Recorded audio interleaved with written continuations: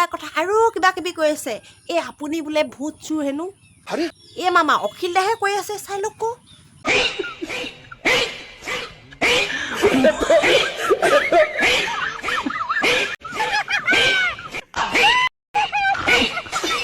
পাগল হ'ল নটটো সৰি দিছে বাকী একো কথা নাই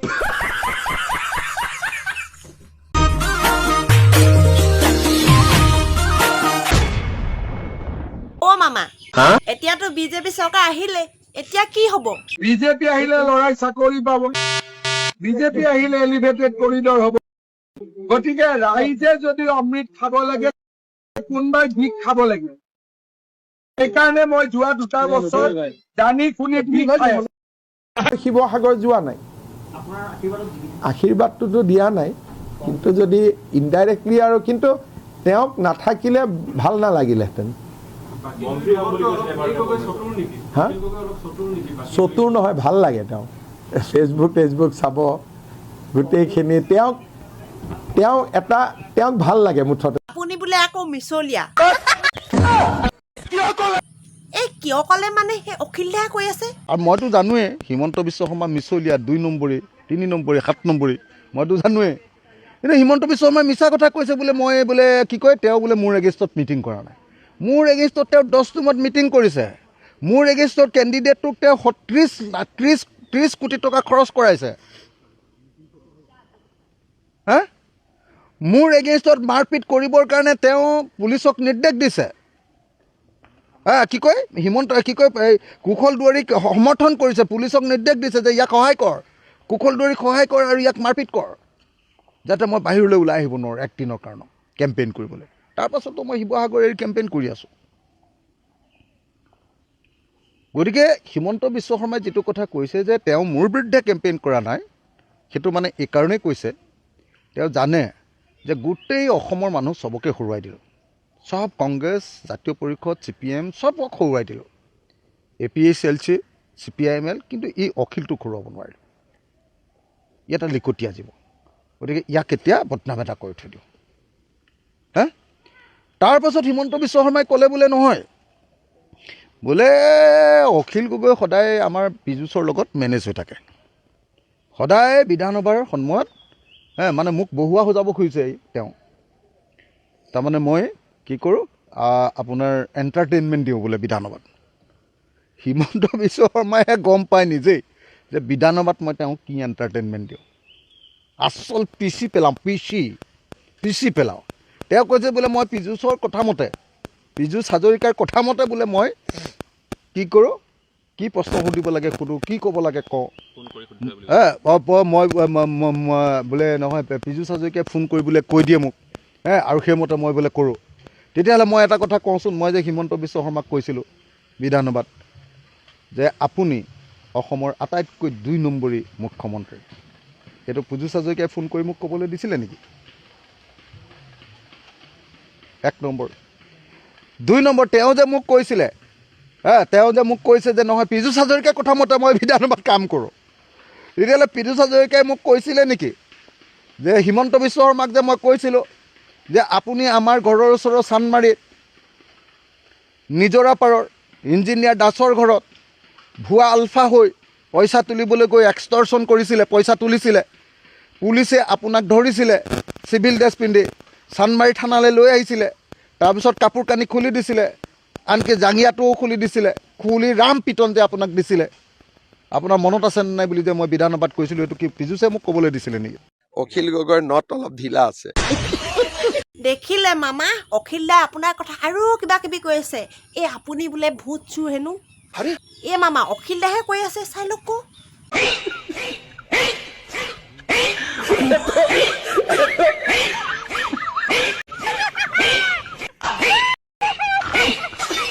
পাগল হ'ল নটটো সৰি দিছে বাকী একো কথা নাই হিমন্ত বিশ্ব শৰ্মাৰ আগ্ৰাসী প্ৰচাৰ হিমন্ত বিশ্ব শৰ্মাই কি দেখুৱালে জাপ মাৰি গৈ মানুহৰ মাজত গৈ জাপ মাৰি গৈ চেলফি উঠে হিমন্ত বিশ্ব শৰ্মাই কি দেখুৱালে হিমন্ত বিশ্ব শৰ্মাই দেখুৱালে চোৱা ভাই মোৰ হেণ্ডশ্বেক কৰি কৰি হাত একদম ছিগি গৈছে আৰু আমাৰকেইটাই কি দেখুৱালে আমাৰকেইটাই হেণ্ডশ্বেক কৰিলেও ভালকৈ হেণ্ডশ্বেকটো নকৰে চাবচোন ইস্ত্ৰি ভাগি যাব, গা গোন্ধাই দুখীয়া মানুহৰ। হে, আমাৰ মানুহকেইটাই হেণ্ডশ্বেকটো কেনেকৈ কৰে আপোনালোকে নিজে চাবচোন এবাৰ।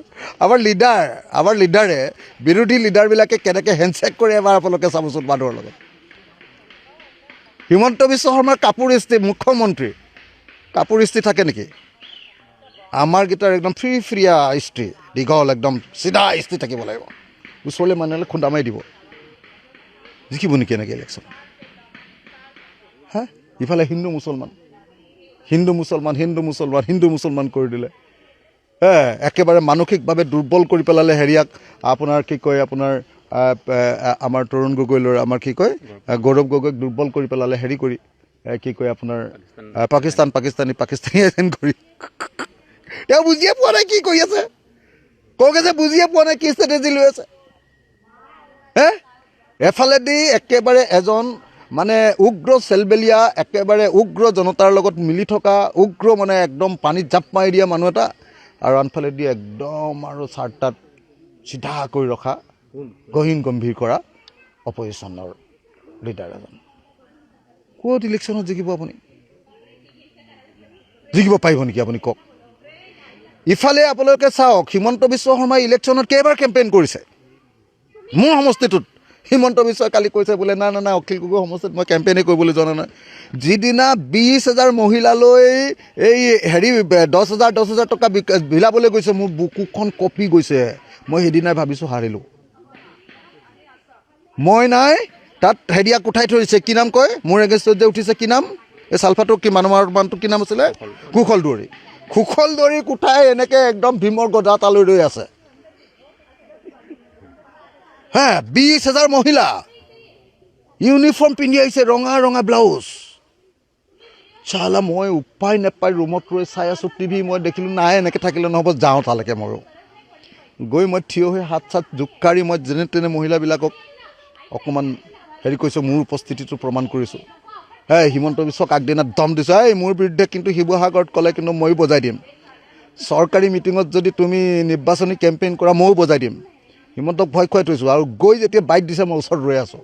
হিমন্তই গালি দিলে মই 10টা গালি দিম বুলি ৰৈ আছোঁ। হিমন্ত অলপ ভয়ে জানে, ই পাগলা মানুহ, ইও গালি দি দিব, চিফ মিনিষ্টাৰৰ ইজ্জত খাই পেলাব ই বুলি গম পাই। এই চালা ভালকৈ হেৰি কৰিব জিকিব নোৱাৰে। এনেকে কংগ্ৰেছে 100 বছৰলৈ বিজেপিক ৰুধিব নোৱাৰে। 100 বছৰলৈ মই কৈ দিলোঁ আপোনাক, 100 বছৰ। গৌৰৱ গগৈক আপোনালোকে বোকাত নামিবলৈ কওক।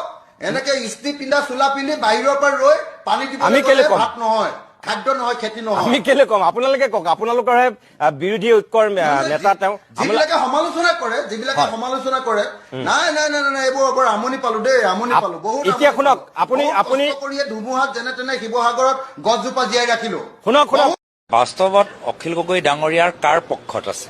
তেওঁ বিৰোধী ঐক্য মঞ্চৰ পক্ষত আছে নে তেওঁ? অখিল দা, আপুনি কেতিয়াবা মন গ'লে এই মামাৰ কথা ভালকৈ কয়, আকৌ কেতিয়াবা মন গ'লে সেই গৌৰৱ দাৰ কথা ভালকৈ কয়। আচলতে আপুনি মানুহজন কাৰ পক্ষত আছেনো? আজি গৌৰৱ গগৈৰ মুখৰ ভাষা শুনিলে কোন অসমীয়াই ভোট দিব মোক কওকচোন। তেতিয়াতো মই গৌৰৱৰ ভাষণ শুনি আচৰিত।